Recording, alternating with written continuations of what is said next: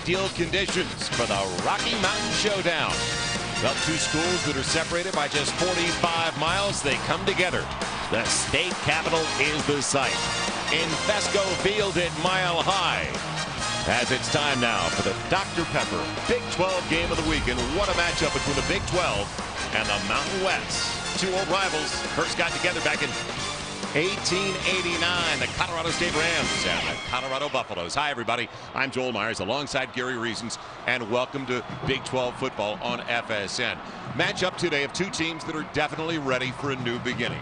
No one expected Colorado to go 2-10 last year in Dan Hawkins' first season. So they're ready for a fresh start, and they've got a brand new quarterback. Well, they get a fresh start, and it happens to be the son of the coach. Cody Hawkins gets his first ever collegiate start, and there's a lot riding on this redshirt freshman's shoulders. He won the job in fall camp. That was decided by the offensive staff. So he gets to roll out there today and run this offense, and he's going to be more efficient, hopefully, and get things going well for the Buffaloes. Well, it was a good start last year for the Rams at Colorado State. In fact, 4-1. Disappointing finish, though. They lost their last 7.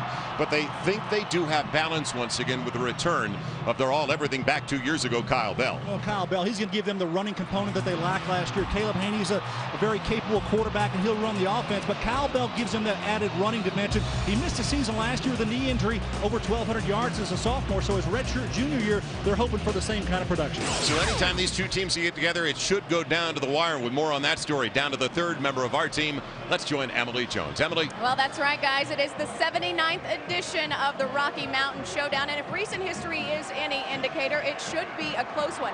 Last year's game was a 14-10 decision in favor of the Rams. It was a game in which the Buffs managed just 9 first downs. Now, experience today is on the side of Colorado State. The Rams bring back 20 starters from that 2006 squad, but that aside, this a very even matchup. And if you go all the way back to 2002, the last 5 games in this series have been decided by a total of 20 points. We should be in for a good one here today at Invesco Field at Mile High Stadium in Denver. We're getting you ready for Big 12 football as the Dr. Pepper Big 12 game of the week gets set for kickoff right after this. Colorado Buffaloes on the field, ready to take on the Rams of Colorado State. And then I talked about good conditions. Well, it's a little gray, which helps because it's warm. So it's kept the temperature down still in the 70s. Early kick time. They expect it to top out in the mid-80s later today in the Mile High city of Denver. Joel Myers, Gary Reasons, Emily Jones back at Invesco, and they've done a good job of splitting the stadium because there are some passionate fans here. Sonny Lubeck, 15th year at Colorado State. After a nice run to the University of Miami as a coordinator. Hard to believe it doesn't seem like 15 years, does it? No, it really doesn't. He's been here a long time and done a great job with his program, and time tested, he gets the Rams ready to play. Yeah, he just turned 70, and he said, well, same questions from you guys, so I guess some things never change. You can talk about my age if you want to. And Dan Hawkins, after a great run at Boise State in his second season as a head coach at Colorado, and he said now the expectations are different for the players as well. There's more confidence and accountability across the board. Well, you kind of got to throw away last year. That was their get-started year. Didn't go well for Dan Hawkins. He's got his troops rejuvenated. They said they turned the page in January and got things started going the right way, he hopes. Well, Colorado won the toss, so Dan Hawkins' squad is going to get his son on the field very early. And Jason Smith ready to get into it. A junior from Centennial, guy that didn't have that many opportunities last year, but the Rams didn't score a lot last year. Yeah, remember the kick line is now back to the 30-yard line. Right, to bring the return back into college football. That's one of the big changes in college football this year. So Byron Ellis, Hugh Charles, back deep as we are underway.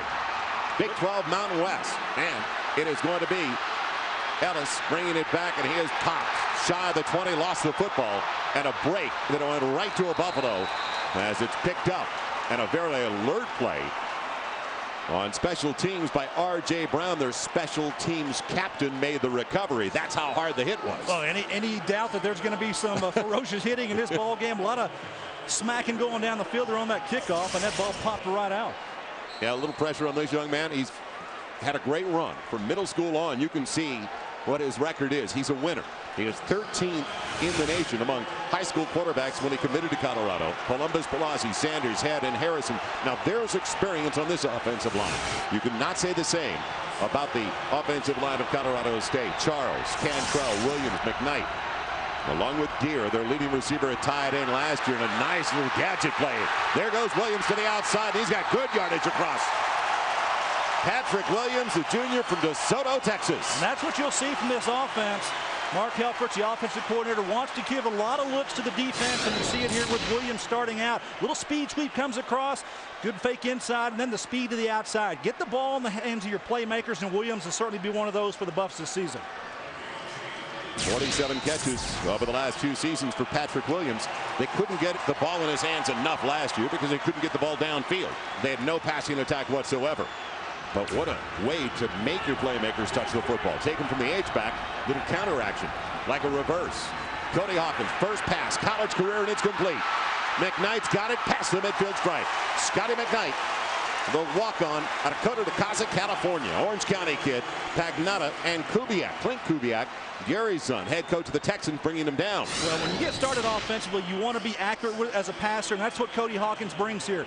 Talk about his passing ability. He knows the offense. He gets a little waggle there, gets it outside easily, and nice accurate throw. A little pressure in his face, gets a first hit as a collegiate quarterback, and gets a first completion, most importantly.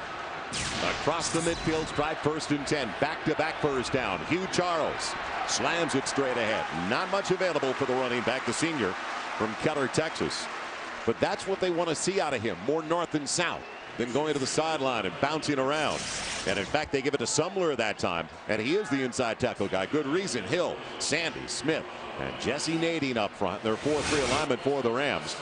Cornelson, Hurnick, and Podor, strength right there on the linebackers. And they've got some nice safeties as well in Kubiak and Pagnotta, Williams, and Rux on the outside. They got 9 starters back defensively, 9 offensively for the Rams. And now on the dump off, it is Hugh Charles. Kick out block to the 40, 30, and he pulled a hamstring. Yeah, he may have. Looks like he came up lame after that, pulling his left hamstring there on that catch. That is very disappointing to Hugh Charles, and obviously the Buffalo fans, to have him go down early in the ball game, just the first quarter, second time he's touched the football. Hugh Charles gets the quick little screen pass here to the outside, well executed by Cody Hawkins and the rest of the Buffaloes, but unfortunately at the end of the play, coming out of bounds. Watch him pull up there on his left leg, and huge break here, or possibly a bad break for Colorado. Boys, Mark Helfrich, the offensive coordinator of the Buffaloes, opened things up early. They started back at their own 17. Now 1st and 10 at the Rams 31. Sumler takes over in the backfield, and it's a direct snap to Demetrius Sumler, the freshman. Cuts it back, hits the hole. Boy, does he shoot the gap in a hurry. Well, inside the 24. Well, Demetrius Sumler, he's a redshirt freshman, Joel, and they were going to split time with Hugh Charles and him today anyway, and that's not surprising that he's going to be in there a bulk of the load. They really like what he's done in fall camp, and see him here, the direct snap. The quarterback goes out high, out wide. Good job running outside. Physical runner as well. They, like you said earlier, they like to run him inside. Yeah, he finished his high school career, left San Diego as the all-time high school rushing leader. Your key's coming in. Yeah, really. They just got to throw and catch. They didn't do that a year ago. Keep their composure across the field and the team, and defensively communicate. They had some problems a year ago. Just settle down, and that's what Colorado needs to do in this football game to get started in 2007. Hawkins going for the bundle. Wide open. Touchdown, Scotty McKnight.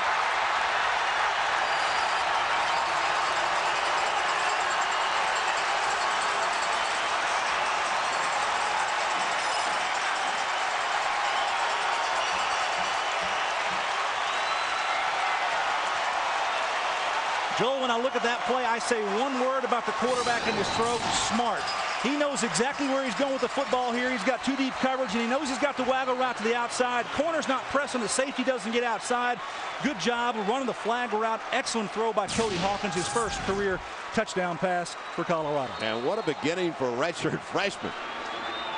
Guy that broke his ankle on the first day of spring drills, and he's all the way back in a big way. He's the holder as well. A little bit of everything for Scott McKnight. And Everhart, the guy that took over for Mason Crosby. What an active photo. So McKnight, his first career score. You think he's a little excited? An early 7-0 lead on an 83-yard drive by the Buffaloes of Colorado. Right now, that's appropriate. All about the O as far as Colorado is concerned. Their offense. How impressive was that? Great start, great drive to get going. McKnight catches the football from Cody Hawkins, and that's what Dan Hawkins would like to see from his offense. Consistency, throwing and catching the football, moving it down the field efficiently. Everything was clicking that time for Colorado. And how about the start to his young career? 3 for 3 on the drive. 48 yards, 48 of the 83. So very impressive for the coach's son. He's got some pressure. And on the kick over to the far side, George Hill from the 2. Looking for a crease, tripped up across the 20 with coverage. He's down at the 22. Now we're going to take another look at the touchdown here. This is what's smart about Cody Hawkins. He's the quarterback. He sees the safety. He knows he's going to be in cover 2. He's got a receiver on the college hash mark, which is outside here. He knows he's going to run the flag route. The safety cannot get over in time. It's a safe, easy throw. The cornerback falls short. Excellent job of reading the defense and a nice throw to finish it off. Got a little coach in him as well, don't you think, Joel? Yeah, he's coach on the field. And that's what they said during his high school career.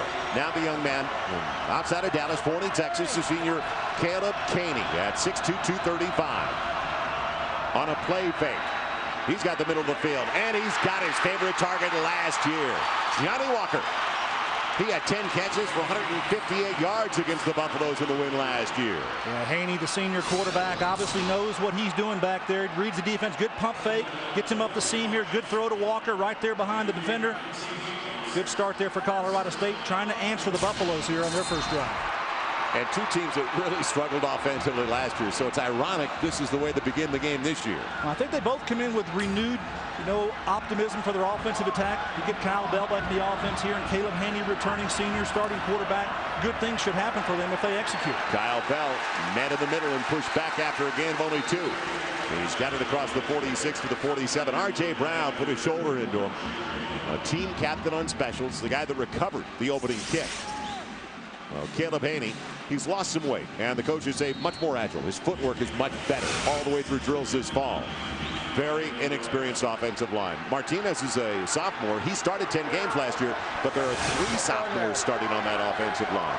Gartrell Johnson, he can play tailback too, and he did last year. Walker, Roberts, Corey Sperry had a lot of touchdowns for them last season. In fact, the game winner was just chugging his way right up the middle, and he's a leader. That's why they really wanted him back. He's a guy that everybody looks up to. Kyle Bell on the carry. Yeah, and he's an experienced player too. He reads the cutback lane real well. Here's just a downhill zone play, and he cuts it back against the nose, against the grain of the defense. He gets 8 or 9 yards, so it brings up a 3rd and short here.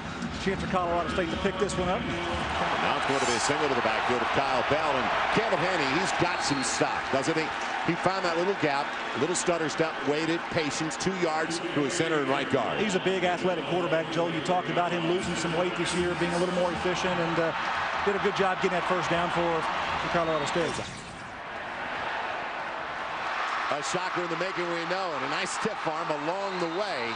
The tight end Corey Sperry, who caught the game winner in the second quarter, actually, of last year's game. His up against the strong side backer Brad Jones. Yeah, both quarterbacks coming out sharp. You see the pressure on the outside. He knows it's coming. Get it outside of the tight end, which he does pretty easily. And both these quarterbacks throwing effectively. They're reading the defenses, just executing like we talked about at the outset here. You do those things, the good things are going to happen for your offense. And Sperry's a guy they can count on. He's got 78 catches over the previous 2 seasons. So good hands, good blocker with that kind of size. Had a first down after a gain of 14. 74% of their offense was from Caleb Haney last year. They didn't have many options, did they? Bell, no room, good penetration. In a short field, short area, the Buffaloes get the stop. No gain. Hippolyte and their strength up front underneath their 2 tackles. Nicholas and Hippolyte get the job done. Yeah, those 2 guys inside, a couple of defensive tackles. They're kind of the heart and soul of that defense inside. It all starts up front with these 2 guys right there at the line of scrimmage. And when they can hold up and make penetration, it's going to be hard for offenses to run on them. Both Hippolyte, 86, and Nicholas, number 94. Both those guys are stalwarts out there, and they feel like they've got a good pair. A defensive tackle inside. Their second team all Big 12 last year. The kid out of Loyola High School in downtown Los Angeles. On second and goal. Time wide open corner of the end zone. Sperry's there. Touchdown Rams.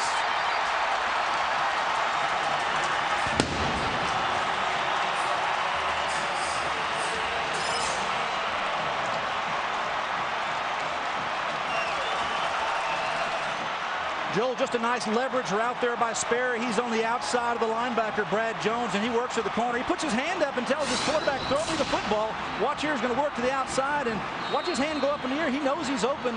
He's outside of Brad Jones, the linebacker who has him in coverage, and Caleb Haney is on fire today as well as the rest of this Colorado State offense. Yeah. Haney hasn't missed either, like Cody Hawkins. It's a wild beginning. Point after, Jason Smith gets it, and we are all even in the Rocky Mountain Showdown. So as we go to the break, Sperry got away after a little bump on the line, and the Rams respond. It is all even at 7. Perfect start for Caleb Haney, just like Cody Hawkins. We are tied at 7, and Gary Reasons, you know, as a backer, if you're going to jam the tight end, you got to disrupt his route. Yeah, you got to do that. Williams doesn't do that. He doesn't disrupt him. He gets to the outside, good leverage, and he knows he's open, throws that hand up, and great job by Haney getting the ball in there. And easy throw and catch that time to your big tight end. And now that Hugh Charles is out of the lineup, at least temporarily, as they go over the successful drive, and it was 6 plays, 83 yards. A nice balance in that drive. I mean, it was almost 50-50 run and pass in that drive for Haney with Bell back. We got a nice tennis match going here. Both teams holding serve. Yes. Wheatley's back, but it's going to be Ellis taking it, and he's got it up across the 11. And look out. There he goes. Down the sideline. Would it be bumped out? Yes. And it was Wheatley, not Ellis, who brought it back with a big play. And he's only in there because of the injury, the hamstring to Hugh Charles. Well, Wheatley, he's got the speed. Definitely, he's a cornerback. He's one of the best in the Big 12. And get his hands on the football. He's going to know what to do with it. Go north and south. Great blocking. Great wedge that time. And then he just takes it to the outside. He knows he's going to win that corner most of the time. He just ran out of real estate, Joel. Had the white line come into play. And I tell you, he was excited about that.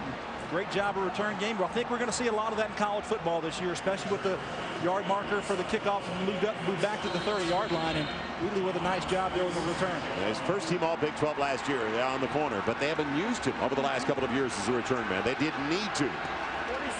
Cody Hawkins with Byron Ellis in the backfield. You see Sumler as well, the redshirt freshman. Scott McKnight's got their first score of the new season. And from the 46 is short field for the Buffaloes. A direct snap to Dallas. Didn't fool the Rams, did it? Out of the edge, staying home. Great play on the outside by the safety, Pagnotta. It's tied at 7 here. After the play fake, Hawkins with time. Wide open McKnight. What did he find him on the crossing route? Inside the 15, another breakdown to the middle of the field for Colorado State. Good protection, too. Was great protection and a great play fake here inside. The linebackers bid on the play fake, and that's what allows McKnight to have a chance to do this. Watch the play fake and watch the linebacker step up here. He's not going to be able to get back in coverage, which is where the ball is going to be thrown right here. You see him bite on that, and then the ball is thrown right where he was supposed to be. Good job of execution on the play fake, and nice easy throw to McKnight. Now, Scott's father played his college ball at UC Davis with Coach Hawkins. That's why he's a walk-on, and well, we can tell he's got some skills. They fake it to Williams, bang it up ahead. That's Sumler inside the 11-yard line for a gain of a little bit more than 3. And you can see the power that they talked about. A guy that doesn't waste any time between the tackles. No hesitation there for Sumler going inside. And what I like here about Mark Helfrich's offense is he gives you diversity. He gives you a lot of different looks, makes the defense prepare for a lot of different things that they have to do. And look at Cody Hawkins' numbers on the day. Those are pretty pristine. Completions, everything 100% and 1 touchdown. Just moving right along here. This offense is clicking pretty well. Well, you talk about Mark Helfrich, their offensive coordinator. He said Dan stayed out of the process in naming the quarterback. He removed himself from the decision making. He left it up to the staff, the offensive staff. Here comes the heat on the edge, over the middle. Touchdown, Colorado. Found the tight end. Dobray, the senior from Buena Vista, Colorado.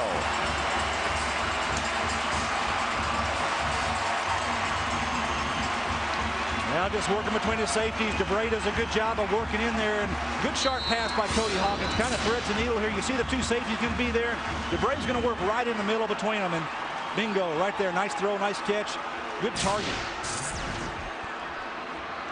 Point after, Everhart pumps it through. So a 10-yard touchdown pass. Don't wake Cody Hawkins up whatever you do. How about 5 of 5 with a couple of scores, and we've still got time in the first quarter? I think he likes to play early. You know, his first collegiate start, getting up here at 10 a.m. starting Mountain Time, and all these players, these offenses, both teams are really firing on all cylinders. Passing game's working, the run game is working. Maybe we'll get a little defense here before long, Joel, but great start here for Cody Hawkins. You talked about Cody Hawkins and the process of how did they decide on putting him to be the starting quarterback? Well, there's actually 3 quarterbacks that Colorado had to evaluate coming into camp, and Cody Hawkins essentially was the most accurate passer. And you know, we talked to Dan Hawkins at the Big 12 Media Days, and he told us that he talked to Gil Brandt. Gil Brandt, he talked to him and say, how do you evaluate? Gil Brandt, a former Dallas Cowboy general manager and player personnel director. He says, how do you evaluate a quarterback first and foremost? And Gil told him, hey, accuracy. Well, the one thing that Cody Hawkins brings to the table is accuracy. He's a very accurate passer. You see that early on, and Dan Hawkins, his staff evaluated the 3 quarterbacks, and that was the biggest asset that he had, and that's why he's got the job. Yeah, he's not got a big gun. Mark Helbert said it's not the strength in his arm. He's a timing guy to begin with.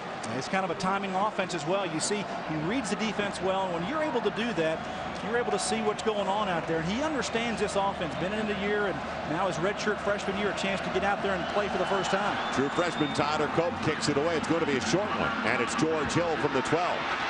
Room, and what a lane he's got to run through. Across the 35, great field position for Colorado State. It'll be a 1st and 10 for the Rams inside the 34 of the Buffaloes. Good play fake, and the guy that he faked it to is available. Making dies on miss. Good move again by Bell. He's got another first down. How impressive has he been early in this game? Yeah, throw the ball to him. Go ahead and let him get the ball in his hands that way as well. Work him into this offense, and a little check down route there for him. Easy throw for Haney over the middle, and take it to him here on the check down. This is a check down right. He comes out, gets in front of, dives on the linebacker, and then pretty good speed here. It only just kind of makes him miss too. And Gary, they didn't say he had a torn ACL. When they described his last year, they said it was a ruptured ACL. Yeah, they had the whole thing in there kind of blown up. But I tell you, he was remarkable in his rehab, very dedicated to it. I tell you, that's kind of the heart and soul of this team, too. They love him as a person and what he's done coming back from that, and happy to have him out there. Busted play for Caleb Haney. And look at him manufacture some yards out of it. So he didn't know where he wanted to go because he knew he was in no man's land, and he still got close to a first down. Well, the stars align for Caleb Haney today. They are so far. Complete in every pass he's thrown. Now look at this. It's a busted play. Kyle Bell not there where he's supposed to be, and just let him snaking through. Nobody gets a hand on him in the backfield, and he knows what to do with it. That's the experience of the backfield of Colorado State, though, with a senior quarterback and a running back like Kyle Bell, who's run for better than 1,200 yards. It's behind a very young offensive line. And the quarterback's perfection so far. 12 for 12, a combined 170 yards with 3 scores. This is entertaining stuff, Gary. I talked about execution at the start of this telecast, and we are seeing it from both offenses today. They stack Bell. He's right at the marker. May need to measure it.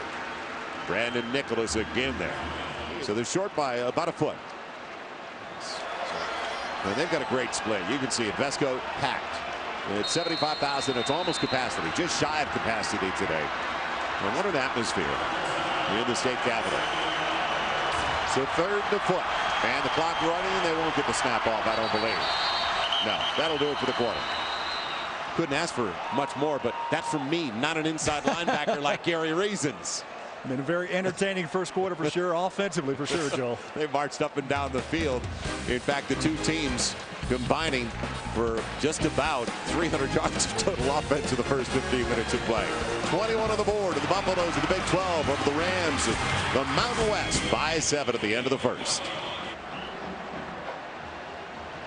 Welcome back once again as we continue with the Dr. Pepper Big 12 game of the week. Joel Myers along with Gary Reasons, Emily Jones down on the sideline. It's the Buffaloes of Colorado on top by 7, despite the fact that they had the ball for only 4 minutes of the first 15 minutes of play. Yeah, Colorado State just maintained the football on a couple of long drives here, and now with a chance to perhaps put some more points on the board and tie this thing back up. Both offensive just flawless today. Yeah, it's perfect. Both quarterbacks perfect. And one of the most misleading stats in all of football, college or pro, is time of possession. It's what you do with the ball when you have it. Yeah, get the ball, points on the board, very, very succinctly done.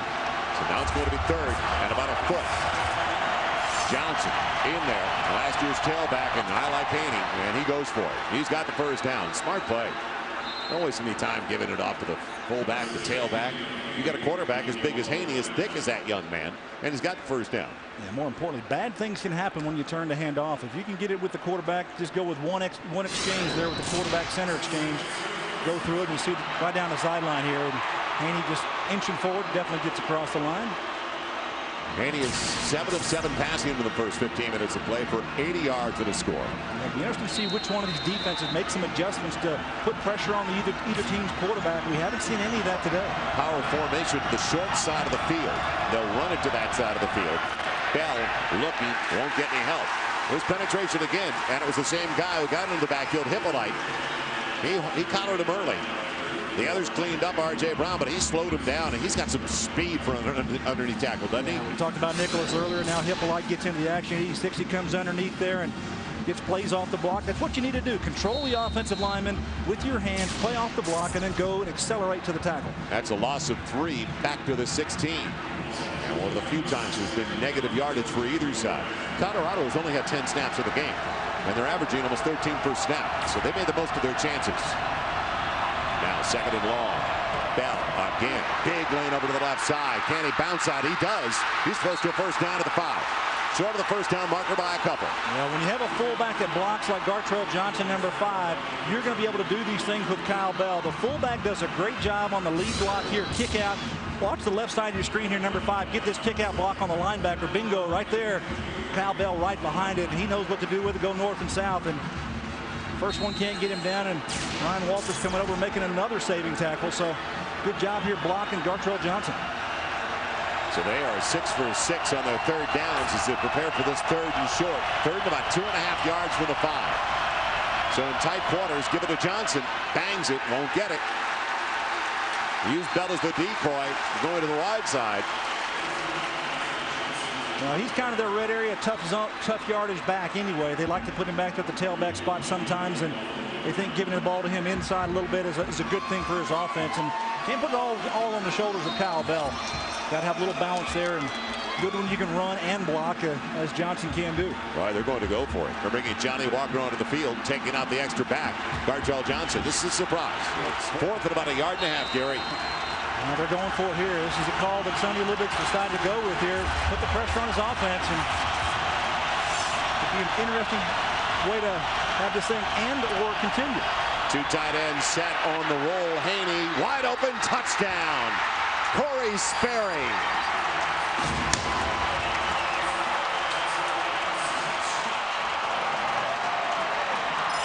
Told you to go for the field goal. Well, when you have confidence in your senior quarterback, you make the right decision, which he does. And Sperry, who's had a monster game today, 3 catches so far, a couple of touchdowns. So Caleb Haney just doing the waggle pass here, and Sperry works inside, and then the release back to the outside. Good throw, good catch. Excellent execution that time by Colorado State. Point after. Jason Smith out of the hole, the punter. Jimmy Killer. That's the definition of a long drive. Short field, long drive, though. 17 snaps. Take a look at the touchdown. You watch your tight end. He works inside and then works back to the outside. Caleb Haney's going to zip this right there. Good timing, right between the defenders. That's well executed, guys. Wheatley is going to go back again on the kick. How about Haney? He hasn't missed yet. 2 scores. His quarterback rating a little high. Both quarterbacks red hot to start. And Corey Sperry, who had the game winner last year in their 14-10 win for the Rams over the Buffaloes. All right, we're going to see 2 already. We're going to see some defense here somewhere, Joel. Yeah, sure. It's kicked away to Wheatley, who had a great return. 2 yards into the end zone, he'll bring it out behind Byron Ellis, and trips over his own man past the 23. Give him just about the 24. Sumler in the backfield, split with DeGoris, and they're going to give it on the end around to the wide receiver. Robinson takes it across the 28 out to the 30, and check that on the carry. Yes, it was Robinson, a senior from Denver. Yeah, little guy at 5'8". Same speed sweep we saw early to start the ball game with Patrick Williams, who got the ball. Now it's Robinson, Stephon Robinson, coming around the edge and turning up. And twice they've run that play for success. Colorado has. Got 6 yards. Boy, that's a timing play. You better be in rhythm and sync. 30. So 2nd and 4. More than 3 minutes gone by in the second 15 minutes of play. Hawkins out of the gun. on the delay. Nothing available for the running back. Byron Ellis kind of chugged his way for a couple. He made it 3rd and short, a little less than 2 as he got it across the 32. And not only do they vary the offensive formations here, they also vary the offensive line splits. That play that last time between the left guard and left tackle, Joel, there was about a 5-foot split. And it looks like what Texas Tech does with their offensive line, trying to make the changes here. Take a look at the offensive line right here. See the split that they've got there between that guard and tackle? That's huge. Trying to invite somebody up the field to run the draw play. Well, they've got a jumbo formation with a 2 tight end set. And on the counter action, it's going to be Cody Hawkins on the outside. He's going to run for it. He'll get it. He really wanted the tight end drag, didn't he? No, the tight end couldn't get out. He was behind the game. And Cody Hawkins using his feet to get outside, trying to get to his tight end out there. Just couldn't get out there fast enough for him. Cody Hawkins on the waggle pass here. Watch the tight end going to come up. He can't get outside. He get walled inside there by the linebacker, and Hawkins takes it around the corner. So he's got enough wheels there. It's kind of like Caleb Haney on the outside. So he's got a first down. Ellis is the single. Hawkins needs a chip, and he didn't get it. Ellis frustrated with himself because it was his man who was coming off the edge, and he didn't get enough of him. Got to stop the clock here. Cody's trying to get him up the line of scrimmage so he can stop the clock, throw the ball to the ground. He will spike it. 18 seconds left, tied at 14. Now it's up to the running back, Byron Ellis. He knew it. Yeah, exactly right. Byron Ellis just got the block to the outside. Any pressure from the outside, he's got to wall him out and give Cody a chance to read down the field. Didn't do it that time. And they're out of timeouts. They're looking at a 3rd and long, 3rd and 16 after the sack with the ball back at their 48. Yeah, it started out like neither team was going to punt the football today. Both have. Just one punt so far. They've marched up and down the field. We've only had 1 turnover. And now on 3rd and long. Pocket holds up for Hawkins. Wide open. He's got Williams, and he's got a first down to the 20-yard line. What a breakdown defensively. Well, this is cover 2, or actually you look at Porter's defense. 2 deep safeties in the corners have to jam and run to the outside. Williams, all he does is go outside, and the cornerback does not even adjust with him. Good recognition by Hawkins and throwing the ball down there. So Colorado's moving the ball. See the safeties in the middle of the field, and he just throws it out there over the cornerback, who does not jam him, does not wall him outside, and there's too much room for the safety to cover to the sideline. A gain of 29 when they needed 16 to keep the drive alive. I remind you, they do not have a timeout on the board. A sack would effectively end the half. That's what Colorado State is hoping for right now. They're bringing pressure and a blitz up the middle. They pick up the blitz, and they overshoot the man. And Scotty McKnight stopped. Hawkins thought he was going to go to the corner, and now they'll try to go to the locker room with the lead with the field goal coming up. They have an opportunity to put points on there. That's exactly what Dan Hawkins wanted to accomplish here. Chance to put points up before the half, perhaps take the lead, and got the new kicker here post Mason Crosby. He's been here a while, though. He had a couple of attempts, Kevin Eberhardt. 2 tries back in 2003, missing at Florida State. Eberhardt lost the job to Crosby. Crosby, one of the best in America. The 38-yard attempt is good. His first career field goal gives the Buffaloes the lead into the locker room. And what a start for Cody Hawkins in his Big 12 debut, his career start. And what an opener. 8 for 11 for Hawkins with 134 yards passing and a couple of scores. Let's head downstairs. Join Emily Jones. Emily. Well, Coach, you've got to be happy with the play of your freshman quarterback, who is also just happens to be your son. Well, yeah, we gave up an opportunity when we put the ball on the ground. We got to get some stops on defense a little bit and get their punter out there. I noticed that you tried the corner blitz toward the end of the second half, or the end of the second quarter, rather, on Haney. Should we expect more of that in the second? Well, we got to mix it up, get a little pressure in there at times and get them off balance. What are the adjustments that you will make, I guess, offensively and defensively at the half? Well, offensively, we've been fine. We moved the ball great. We just put the ball on the ground there that one time, and I think defensively, we just got to get pressure. All right, Coach, best of luck in the second half. Thanks for the time. Once again, Dan Hawkins. Colorado Buffaloes lead this one 17-14 after 1 half of play. That's going to do it for the first half. Time to send it back to the studio. Mike Goldberg and DeMarco Farr, guys. Halftime continues in the mile-high city of Denver, and a late field goal with a second to go. A 38-yarder, the difference right now with the Buffaloes on top of the Rams, 17-14.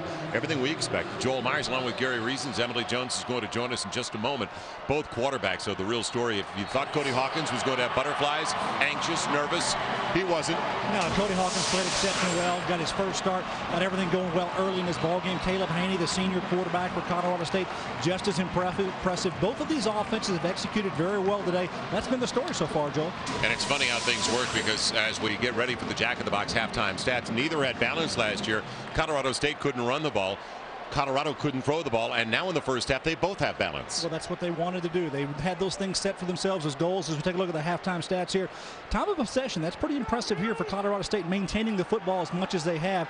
But early on, Colorado put points on the board. So overall, both teams, not a lot of turnovers in this ball game, just the one that Colorado dropped on the snap back to Cody Hawkins, but no points resulted in that. But got the big edge there as you come up at halftime, get the 3-point field goal to take the lead for Colorado going into halftime. So now for more, let's go down to Emily Jones, and she's with Colorado State head coach. Guys, thank you. Coach Lubick, their freshman quarterback, not playing like a freshman. What do you do to get more pressure on him? Well, we've tried to get a little pressure on him. He's a good player, which we knew coming in. He gets rid of the ball quickly.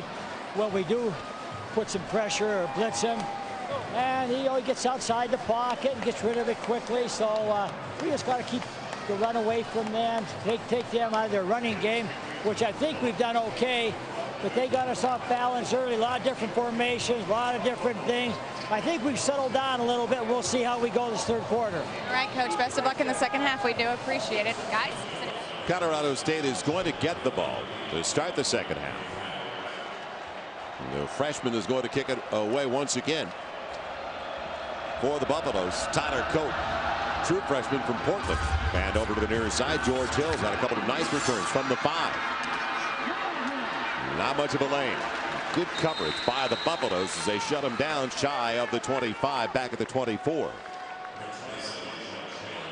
You know, we've seen good field position for both of these teams after kickoffs and good kick returns, and I think that 30-yard line, kickoff line now is going to play big. We'll take a look at the possessions for Colorado State in this ball game. What they've done early on, 2 impressive drives, 77 and 60 yards, and then the defense started to play a little bit for Colorado and forced a couple of situations there over on downs, and then the punting situation. But 4 opportunities to go out there and successful on 2 of them. Well, they gambled. They tried on 4th down twice. They got it the first time, and in fact went into the end zone with it. Second time, though, turned it over on downs and gave it back to Colorado at the Buffaloes 26. Bell, who's a real stalwart in the first 15 minutes of play, did not have as many touches in the second 15 minutes of play. Is brought down after a good gain by Brad Jones, and he gets it out for about 7 yards on the carry. Yeah, and Colorado State going back to what they did well in the first half, and that was run the football. You see the good block there up front. On the nose tackle there, Nicolata, the right guard, coming down and doing a good job knocking a hole on the right side for Kyle Bell to cut back through. So 18 carries after the last one for Bell, 56 yards. Pauga is his fullback as Bell spins to the first down. Resourceful on that carry, only 4 yards, but enough for the first down out to the 34. And if you can run the ball against a defense, it really takes the heart out of a defense to not be able to stop a running game. And Colorado's had some trouble slowing down Colorado State in their running game today, and just showing that this offensive line, they really feel like the couple of guys on the left side, Cole Pemberton 53 and 74 Shelley Smith, they could be the most talented of their offensive line bunch, and they've kind of spread it around to run the ball both ways today. That's Pemberton over to the left side, number 53 that you talked about. Now on the out, Roberts brought in the play, and it works for Johnny Walker. Good open field tackle out on the edge by Daniel Dykes, a strong safety. Otherwise, Walker's going to get plenty more after the catch. We talk about Cole Pemberton. Watch him on the left side here. He comes down block, and then he kicks out on the outside. When you got good feet like that as a tackle, that's impressive for you that you're able to do it and gives the quarterback a chance to do it. Take a better look at what Pemberton does now. They say he's their best pass blocker. Your left tackle has to be a good pass blocker. You got a right-handed throwing quarterback, and Pemberton does a nice job there. The gain of close to 8 on the pass completion. It'll be second and a couple. 2 tight ends, single wide receiver, and Bell the only running back for Colorado State. And Bell is going to make a miss to the outside. So showing his elusiveness, it's punched out of bounds though. Wasn't controlled. by Colorado on the boundary.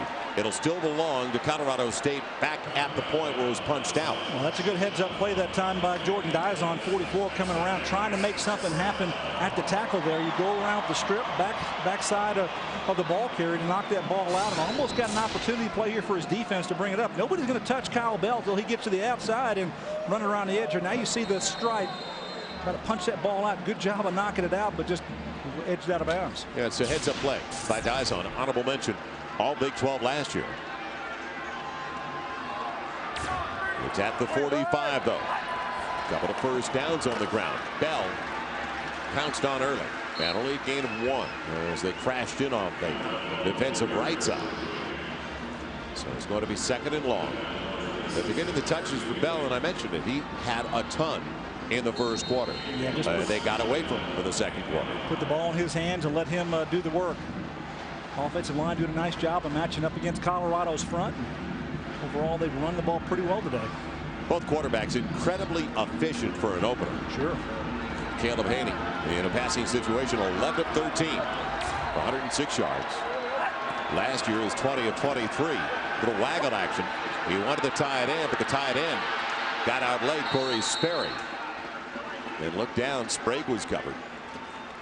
On the senior and quarterback. Megan Roberts, rather. Yeah, you see what he does on the outside. He kind of pump fakes, pump fakes, pump fakes. Doesn't allow the defense to just commit to come get him because they still think he's going to throw. The tight end is covered real well, and Sperry realizes, hey, I don't need to be a blocker now. So it's turning to be a blocker and get your guy out of bounds. Caleb Haney smartly turns it up the field and gets positive yardage, brings up a 3rd and manageable situation here.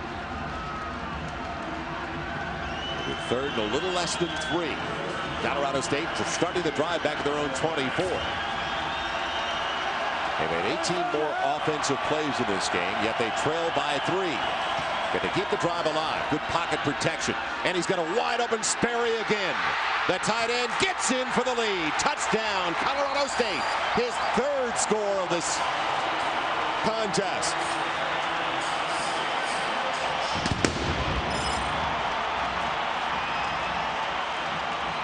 Well, early in the first half, we saw him get on Brad Jones, the linebacker, on the goal line area and got to the back of the end zone and got a touchdown catch. And now he gets behind him in coverage here. It's man-to-man coverage, and he just takes him for a ride. Good job by a big tight end there. He's 6'6", 260 pounds, and pretty good load there. Nice effort on the day. 6 catches so far and 3 touchdowns. What a start to his season. Senior from Pueblo, Colorado. Smith for the point after. And it is a 4-point lead for Colorado State. Right now, Corey Sperry coming through with Caleb Haney. That was good for 37 yards. So the Mile High City of Denver, Joel Myers, Gary Reasons, Emily Jones. 3 minutes gone by. And a lead now for the Rams. 21-17. Impressive drive, pounding it. And Gary, you talked about the mentality of Colorado State in their series, and it started way back in the 1890s. They're the underdog, period. Yeah, always the underdog here in this series, and they kind of feel like that. You know, they've always been overlooked a little bit by CU, and Colorado always kind of been the big brother here. And got a chip on their shoulder in this game. A lot of the players, ball's tipped. It's one of the up men. Colorado State alertly on top of the football.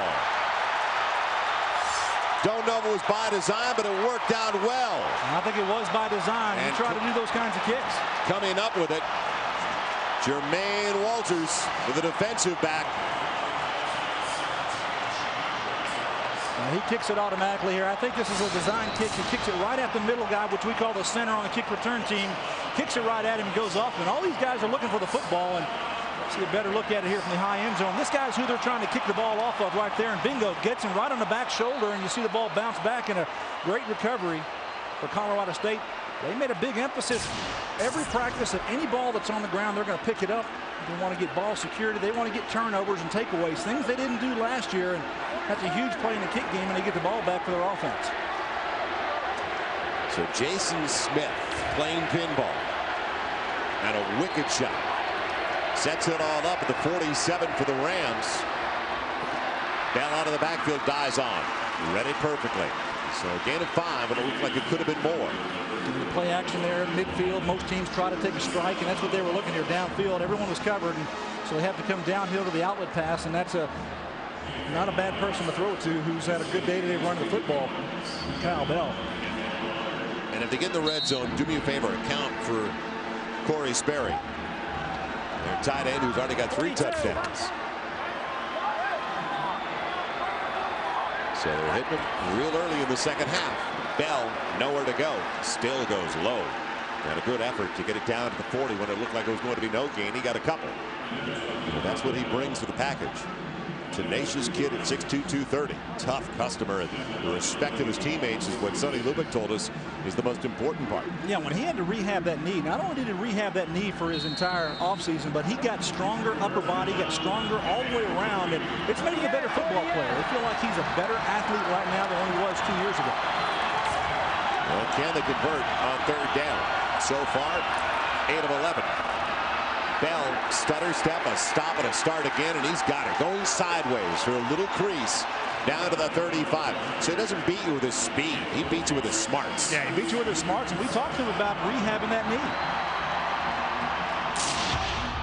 It's been quite a long road, you know, for me to come back and just kind of the whole process of rehab and working to get back to that player that you were. So it's something that's really made me realize how strong you can be as an athlete and as a person, and just to get back and keep that confidence and faith in yourself as well as the others around you. It's been a learning experience, and I really think heading into this year, it's going to be something that, looking back, I can kind of use to my advantage, just the whole learning process. Sperry, middle of the field, big grab. Caught by Walters, but he hangs on. 1st and 10 inside the 15, down to the 13-yard line as we listen to Kyle Bell. Well, how about that 1-2 punch? Kyle Bell and Corey Sperry. What Corey Sperry's done today, 3 touchdown catches. Watch this. He goes down the middle, goes to the seam, and that's what's going to happen a lot of times when a tight end goes to the middle of the field. One of those safeties, and that's Walters unloading on him, but he catches that football nonetheless. And another good job by Caleb Haney finding the open receiver. By the way, Kyle Bell is up to 81 yards on 23 carries, while that grab by Sperry was his 6th for 70 yards. Bell, big hole, he's gone. Touchdown, Colorado State.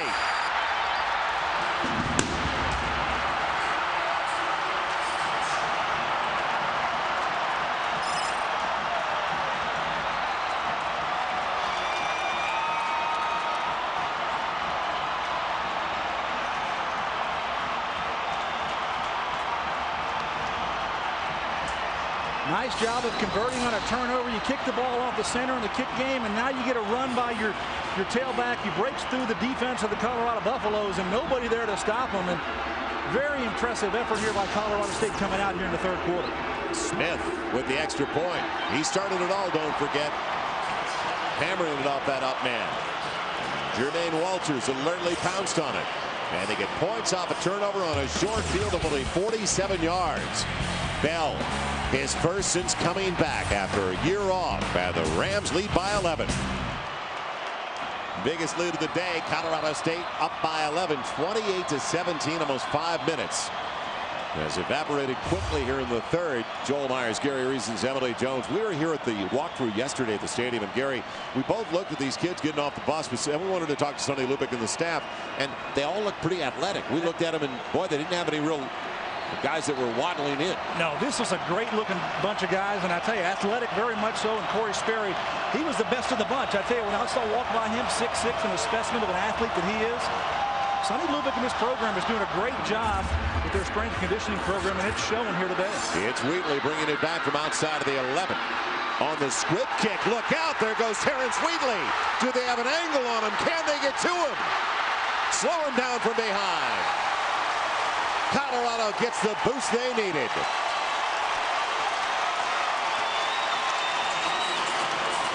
Well, again, they try the squib kick up the middle, and Terrence Wheatley ready for it this time. He comes up and gets the football. Makes a huge return to his 2nd of the game today in the kick return game. Wheatley doing a good job getting the ball back and kind of separate here right up the middle, and then he finds it goes to the outside, and good job of getting down there. You think he's going to go all the way, but good effort of legging him out, and good angle. Watch this pursuit. This angle right there goes right to the sideline. At least slows him up, and the kicker makes the tackle.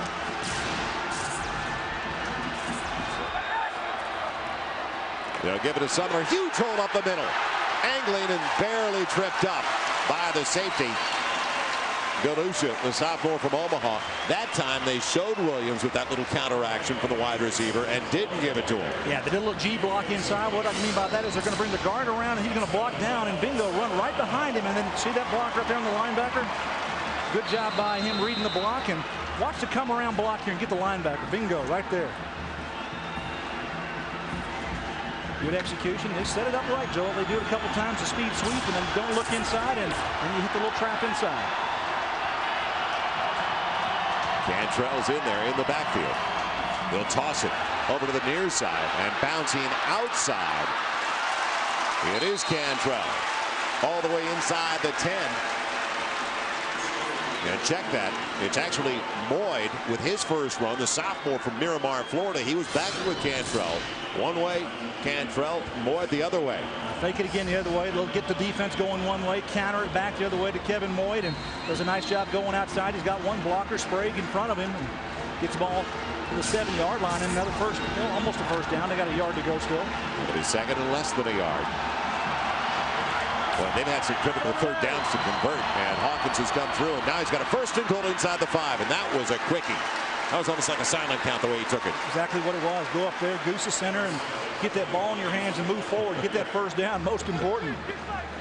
You haven't heard that goose the center? I've heard it. I've heard it. I still like it. You're a sick puppy. So from a middle linebacker like Reasons, a goose up here and a first and goal for Colorado. If they ever needed, the momentum belonged completely to Colorado State. But the Buffaloes defense set it all up with a 3 and out and a punt. Now first and goal. Up the middle, banging his way there. Yes, touchdown. Demetrius Sumler.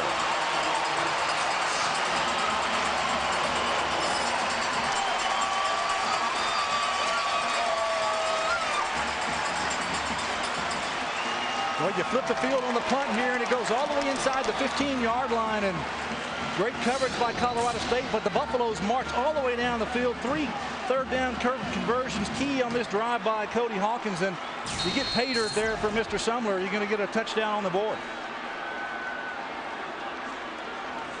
So Sumler with his first career score. Young man from San Diego, and what a future he has. Looks like Buffaloes are going for 2 points here on the try. It's early at 28-23.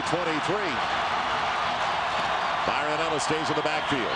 Hawkins looks over to the flat. His tight end's there. Gears got it. Gets the 2-point conversion. What a gamble. Well, what it does, Joel, brings within a field goal here now of Colorado State with that 2 points, brings it to 28-25, and nice throw to the outside. That's a difficult throw by Cody Hawkins, and he makes the most of it here. We see the touchdown first and the run inside by Sumler. This sets up a 2-point conversion, which the Buffaloes execute to perfection and throw the ball outside. Watch your tight end get out there and throw it out there to him. Nice job here by Colorado coming down the field, getting 8 points on that drive. And that is Gears' first grab of the season. Man, he was their leading receiver last year. First tight end to ever lead them in receiving. That tells you that they couldn't get the ball downfield for wide receivers. So the 2-point conversion makes it a 3-point deficit for the Buffaloes. What a shock. We have a 3-point game between Colorado State and Colorado. Now, Emily told us before early in the game that this is a close matchup between these games. The last 5 games by how many points? 20, 22? Is that what it was? 22 exactly. So nothing shocking or surprising here that these are going to be close games when these two get together, especially here in Mile High. Hill and Deion Morton wait for the Tyler Cope kick. What a day at Mile High. 34 seconds left. And what a fourth quarter it sets up for. It'll be George Hill from the 1. Lane over to the left. And good open field play because it looked like he was going to get the block over to that side. But Gardner McKay was there, the defensive back. So the Rams deep in their own territory. A long field ahead of them. Bell back to what they were doing well early, but he's torpedoed on the play. And underneath, the tackle was over there by Jordan Dizon.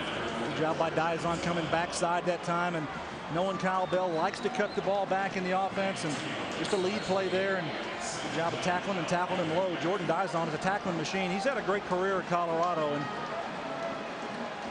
one of those guys that just kind of a leader out there, one of the captains on this team, and good football player. He's fast, he's physical. But it was a three-point lead, Gary, at the half. It belonged to the Buffalo. It's still a 3-point lead, but now it belongs to the Rams.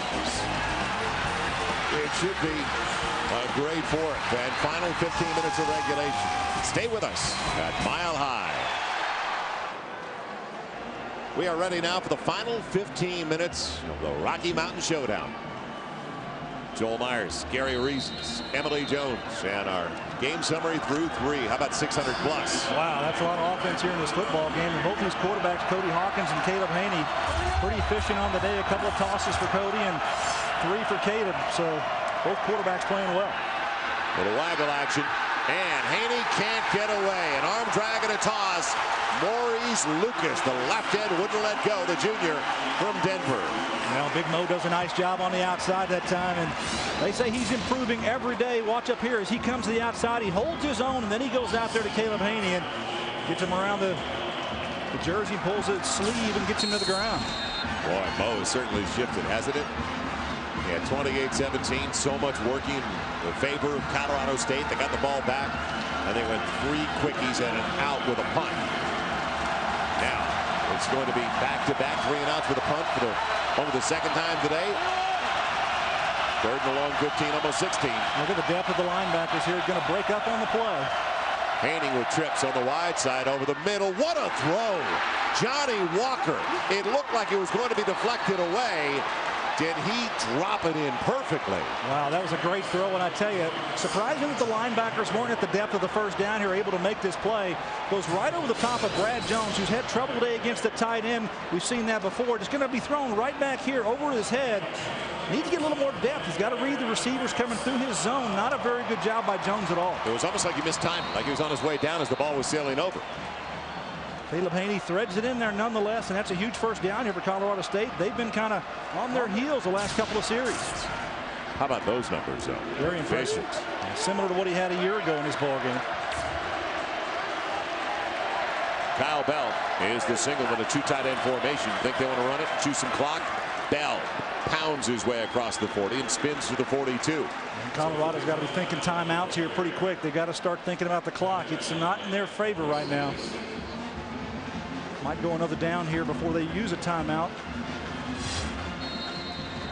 Just going to get under 4 minutes here, and I know that Caleb Haney's going to run that play clock all the way down here, use every second that he can before he snaps the football. Yeah, they've got 3 timeouts remaining, Colorado. Still a ton of time on the board. Colorado State just used their first.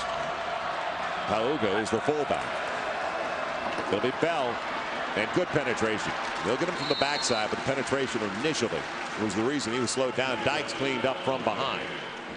And now it's another big 3rd down. And they're choosing to let the clock run here, not using a timeout, so they're going to put the timeouts in the hands of the quarterback when they get back on offense, perhaps. If Colorado's able to stop Colorado State here on 3rd down, I'd really be surprised if they don't call a timeout if the Colorado State continues to run the football. Well, this goes back to what we were talking about at the very top of the telecast. They're 7th worst in the nation, Colorado, getting off the field.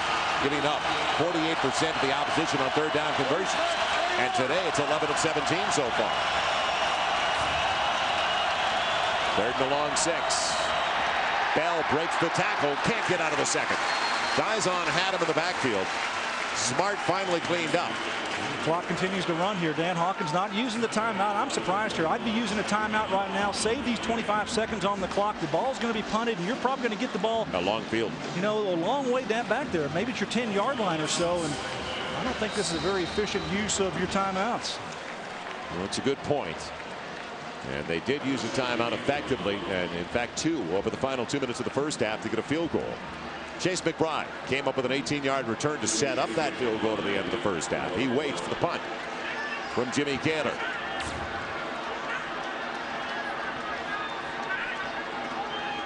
No pressure. Returnable type. Low one.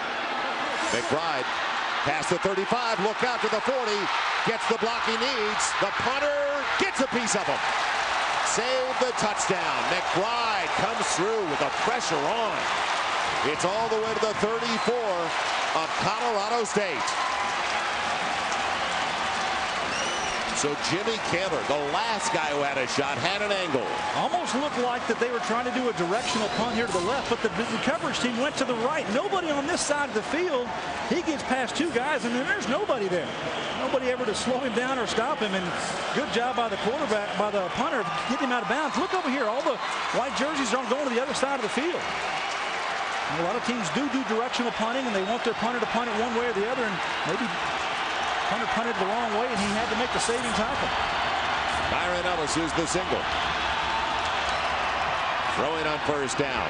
Hawkins looking for Williams, and it's short. He was available, working on that side against Joey Rux. And kind of a three-quarters arm delivery that time by Cody Hawkins, not throwing the ball over the top, slinging it out there and just falling short 4 or 5 yards in front of his receiver. Now can they get enough yardage for a field goal try if they can't get the touchdown to take the lead? 2 of 3 to play. Here's where you wish you had who? Mason Crosby, number 3. Yeah. Kevin Eberhardt, the senior from Broomfield, Colorado, 1 for 2 in his debut as the starter. Sumner comes back and joins him in the backfield. Sumner, a little counter action. Squeezes it inside the 30 down to the 28. So they might be thinking about, let's get at least 3 out of this puppy. Minute 15 counting. All 3 timeouts on the board for the Buffaloes. I like the play call there. Don't panic. Just go ahead and run your offense. Get something manageable here for 3rd down. And really, Joel, this is an opportunity now where they're inside a field goal range. Hopefully for that young man, I don't know his range, but you would think that inside the 30-yard line should be range for him to perhaps attempt a field goal. He had a 38-yarder. He missed from 41. Right now it'd be a 45-yard attempt if they don't get another yard out of this. Ellis behind Hawkins. On the long one to McKnight off his fingertips. That's a tough throw to the wide side of the field up against Darrell Williams. And you ask the quarterback to go against his mechanics and actually turn all the way around to the left side of the field. And not a very natural stepping throwing area for the quarterback. This is hard to do. Step sideways and throw the ball out there. It's not a bad throw. He just got a little bit out in front of his receiver. Pretty good coverage that time by Colorado State. So a decision to make here for Dan Hawkins. They're going to stop the clock. It'll be a timeout for the Buffaloes. See what they do. Minute 16 to play. They're looking at a 4th and 4. Easy one for me. Bring on the play stick. We'll come back after this word. Minute 16 left in regulation. It would be a 45, 46-yard field goal attempt if they go in that direction. But they have not brought the place kicker out, and they're not going to. They're going to go for it on 4th and 4. Well, maybe this is a statement of what confidence Dan Hawkins has, or lack of confidence in his place kicker. Cody Hawkins. Ellis. And Cantrell in the backfield. And will they get the 4 yards they need? It's a floater for Williams, and pass interference. They'll get another try. Joey Rux on the coverage. Well, he was forced out of bounds, caught the ball out of bounds, but the field judge in the back of the end zone called pass interference on the play there. So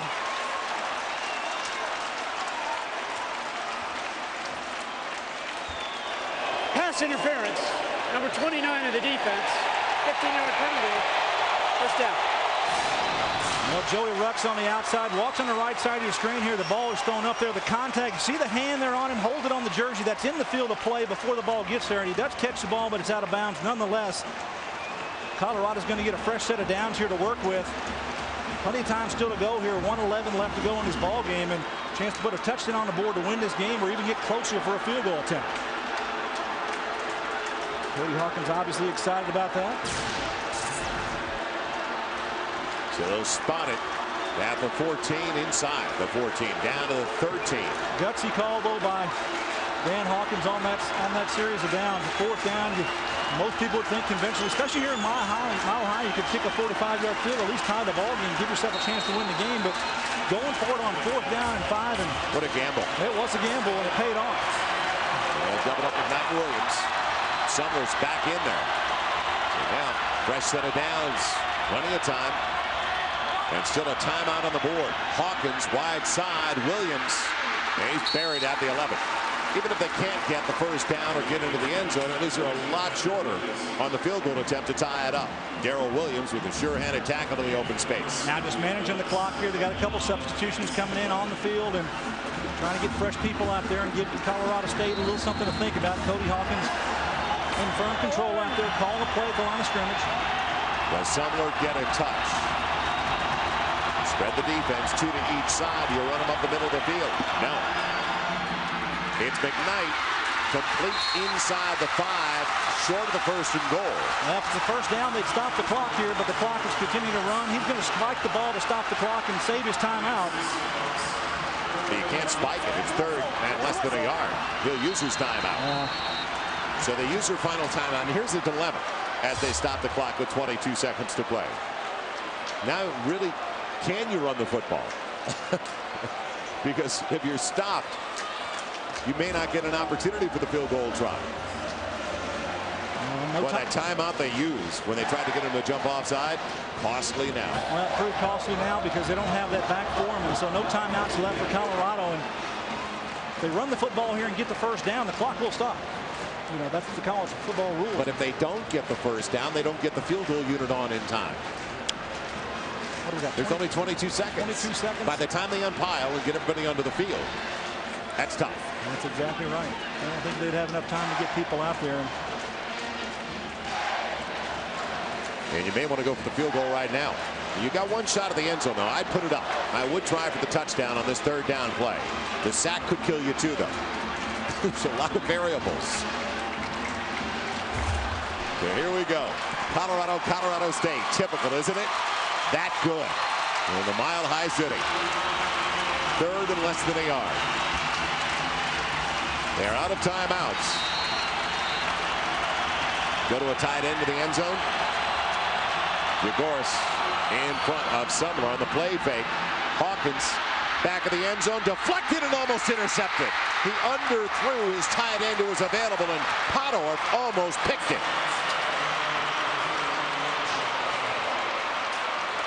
Tight end was definitely open. Tyson DeVray about midway in the end zone, and Cody Hawkins a little bit underthrows this football. He blocks down. You see DeVray is going to come around, and Cody Hawkins needs to throw it up. Give a little air to it. Doesn't do it. Good job of reacting inside. Who got the hand on that ball? That was Podorf.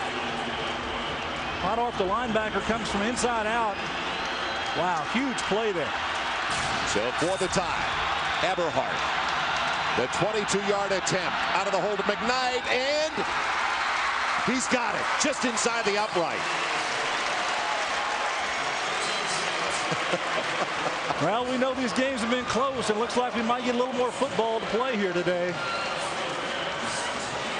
That wasn't so automatic, that low line drive. No, it sure wasn't. That one iron he hit. It's been a great ball game by both these teams. I think both of them got to be very pleased with how well their offenses in particular have executed. And the specials were key for Colorado on 2 returns.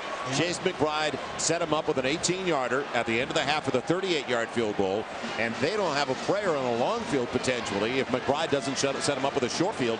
They started with the ball at the 34 this time. Now back deep. Any magic left in this one? I can't believe the 2 deep men would even touch the ball. Morton and Hill.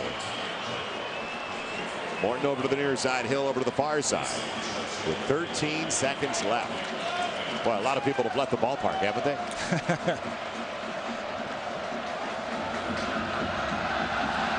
Pope keeps it on the ground. Up man.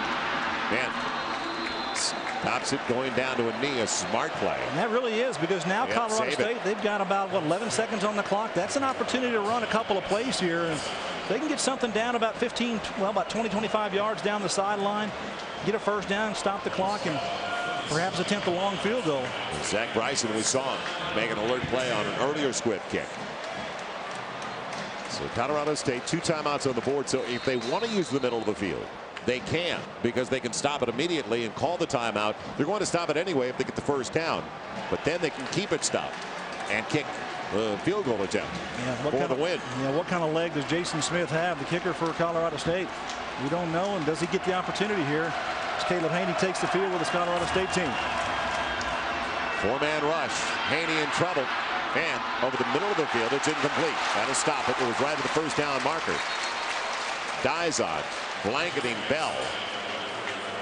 And the ball thrown over the middle here, and good hit there to dislodge that football. Would have been a first down if he'd have held on to it, and would have stopped the clock, and they could have got up there to run one more play. But they needed 20-25 yards on the reception. Yeah, Jason Smith, long field goal of his career is 49 yards, so not within his range at all. So I would expect the Colorado State, if they're going to try something here to throw it down the field or just protect the play here, they're going to go to overtime. That's what they're managing and looking to do here. Just kind of snap the ball and end this thing and get a couple of fresh sets, get another fresh set of downs, and college overtime rules will take effect. All right, the toss. The toss is key in overtime. This is great. Colorado State, Colorado. It's a treat anytime we get to do it, regardless of where we do it, because it's not automatic.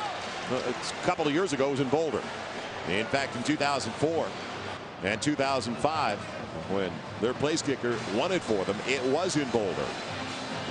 But it's a lot of fun in Denver today. We go to overtime on the opening Saturday of the season on FSN. What a way to start off a quadruple header.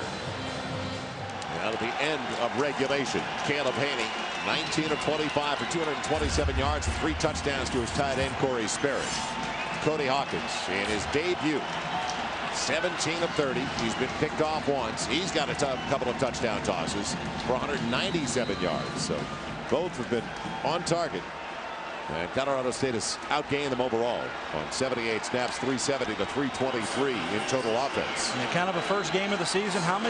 Which team has the most gas in the tank left here at the end of the ball game? The press it into overtime. Which one's getting better condition? That might tell the difference here in this overtime period. It's a warm, muggy day on first down. Kyle Bell. He goes outside of the hip of the block over to the right side. He's got an incredible lane. Dizon makes the play. Dizon coming off of a blocker, reaches up and grabs a hold of Kyle Bell and just rides him down to the ground. And Dizon's been all around the field today. And he's not a big linebacker either. Watch number 44 come up, get off the fullback block, and watch him reach, grab the ankle. Just kind of hang on. It was a good block there by the fullback, but it was a good job of getting around that fullback to make the play. 2nd and 8, gain of 2 down to the 23. First possession of overtime. Bell on the counter action. He's got blocks. He's got a big hole. Inside the 15 to the 10. First and goal at the 9. What, did he have some lead out in front? Yes, he did. That counter action worked well inside, and they picked off the MAC linebacker, the middle linebacker. He can't make the play, and everybody inside there, and Kyle Bell brings it right up to shoot. Secondary has to make the tackle. I think Walter's got him again. Gain of 14 for Kyle Bell. So first and goal at the 9. Boga, the blocking back in front of Bell. 3 tight end formation. Nowhere for Bell to go. Lost a yard. Good push up front. Dizon got there. First one on target. Dizon's only 220 pounds. He's 6 foot. He's not a huge linebacker, but he's a playmaker. He'll go in the hole and stick you. Valid point you brought up. Elevation's not going to bother either team. They're both used to it. But it's a hot, muggy day. So who's maintained that edge energy-wise? Yeah, who has the most energy left at the end of the ball game and critical times here. 2nd and goal at the 11. Johnson takes over as the blocking back for Bell. They stay in the real jumbo formation, don't they? Now looking to Johnson. Low throw and Dizon on his back. Boy, Jordan has shown up on film all over the place this afternoon, and now in crunch time, gain of 3 down to the 8. I tell you, Jordan, this Dizon does a nice job here. Goes out in the flat, takes the receiver, makes a good tackle, comes up on him. He has the tight end in the end zone. Chooses not to throw there. Corey Sperry, who's had a huge day. Caleb Haney made a quick decision to get it outside. I would think he'd want to get it to that big tight end down in this area of the field. So down to 3rd and goal for Haney. Looking over to the sideline, getting the call. Sperry, if you're looking for him, on the edge of the right tackle. He's on the hip of the right tackle. There's Sperry at the top of the screen there. Trips. Wide side for Haney to choose from. Haney with pressure coming. Back of the end zone. Intercepted. Picked off. What a time for a pick by Wheatley. Wow.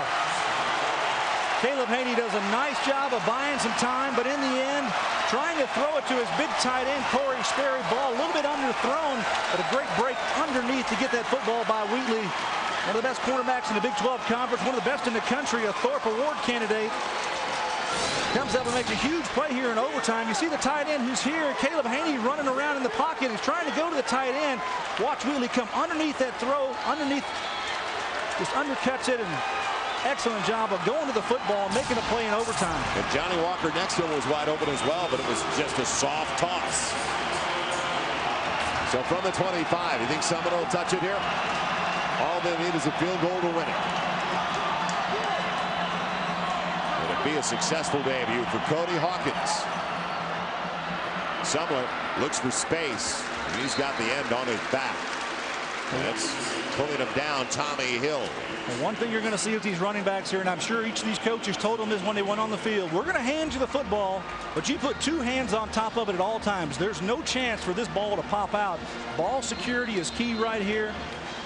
Good job by someone that time. He put it in there, and he had two hands on top of that football. And Dan Hawkins wants to control the football, move it down. Hey, a first down is great. It's not a necessity. They could win this ball game with a field goal try. From the 23, second down. Ellis joining Hawkins with the backfield. They spread the defense with two to each side, but will they put it up? Yes. It's complete.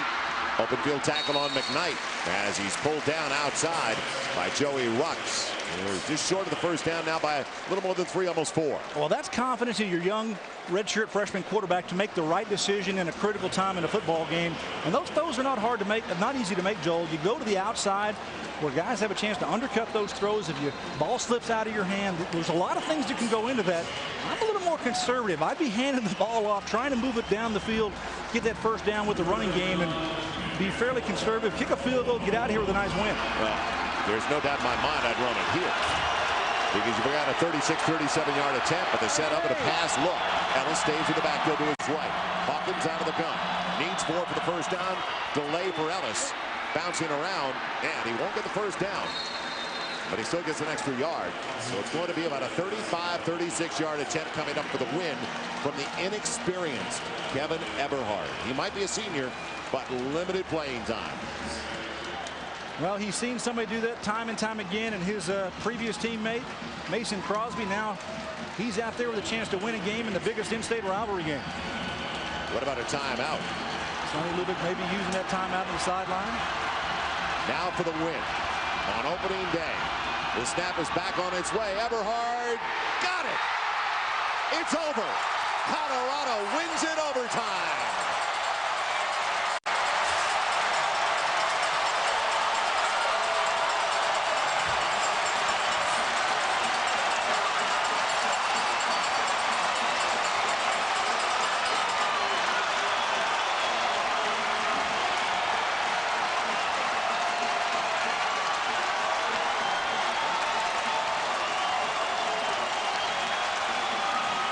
So the senior from Broomfield, Colorado, Kevin Eberhard.